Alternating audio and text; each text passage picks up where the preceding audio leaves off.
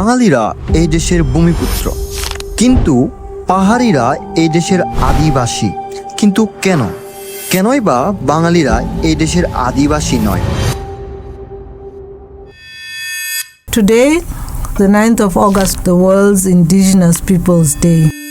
বিশ্বের বিভিন্ন দেশে আদিবাসী দিবসকে সামনে রেখে আদিবাসীদের অধিকার ও সংস্কৃতি রক্ষার নানা আয়োজন করা হয়। কিন্তু বাংলাদেশের প্রেক্ষাপটে আদিবাসী, ক্ষুদ্র নৃগোষ্ঠী, উপজাতি শব্দ নিয়ে বিতর্কের শেষ নেই। কয়েক দশক আগে মানবেন্দ্র নারায়ণ লারমা, আমি একজন চাকমা, আমার বাপ দাদা 14 পুরুষ, কেউ বলে নাই আমি বাঙালি। পার্বত্য চট্টগ্রামে আদিবাসী কারা? বাঙালিরা নাকি 1500-16 শতক থেকে বসবাস করা সেখানকার স্থানীয় পাহাড়িরা? তার আগে আমাদের জানতে হবে আদিবাসী কাদেরকে বলা হয়। দেখুন, বাঙালিরা এদেশের ভূমিপুত্র, তার কোনো সন্দেহ নেই। কিন্তু আন্তর্জাতিক আইন বলে এক ভিন্ন কথা। সেক্ষেত্রে আন্তর্জাতিক আইন অনুযায়ী সেই অঞ্চলের আদিবাসী হতে হলে সৃষ্টির শুরু থেকে সে অঞ্চলে বসবাস করা সেটা জরুরি না। এর পেছনে অবশ্যই তাদের সত্য রয়েছে দুটি।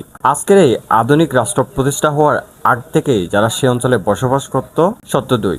আধুনিক যুগে এসেও যারা এখনো তাদের সংস্কৃতি, ভাষা ও নিয়ম কানুন ঠিকিয়ে রেখেছে। সেক্ষেত্রে আজকের পাহাড়িদের বা বাংলাদেশ সংবিধানের স্বীকৃত উপজাতি বা ক্ষুদ্র নৃগোষ্ঠীদের অবস্থান কোথায় সেটা জানতে হলে আমাদের পাহাড়ের ইতিহাস সম্পর্কে জানতে হবে। পাহাড়ের ইতিহাস কি বলে? তার আগে যারা এখনো আমার চ্যানেলটি সাবস্ক্রাইব করেন নাই, অবশ্যই সাবস্ক্রাইব করে দিবেন। এবার আসুন পাহাড়ের ইতিহাসে।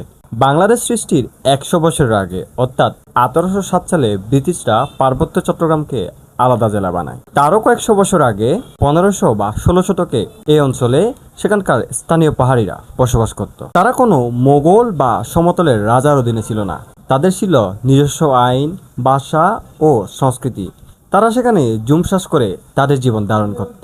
সুতরাং ILO আন্তর্জাতিক আইন অনুযায়ী বাংলাদেশ সংবিধান স্বীকৃত উপজাতি বা ক্ষুদ্র নৃগোষ্ঠীরাই এই দেশের আদি বাসিন্দা বা আদিবাসী। পরিশেষে একটি আহ্বান করতে চাই, প্রতিটি মানুষ ব্রাদার অফ হিউম্যানিটি। প্রতিটি মানুষের আসে শান্তিতে বেঁচে থাকার, একে অন্যকে রক্ষা করার, একে অন্যকে বুকে টেনে নেওয়ার। পৃথিবীর অনেক দেশ রয়েছে যেখানে অনেক ধর্ম বর্ণের মানুষ একসাথে বসবাস করে কাঁধে কাঁধ লাগিয়ে। ঘৃণা এবং প্রতিহিংসা ত্যাগ করে আসুন আমরা আমাদের হৃদয় বড় করি। শান্তি ও ভালোবাসায় গড়ে তুলি সোনার বাংলাদেশ।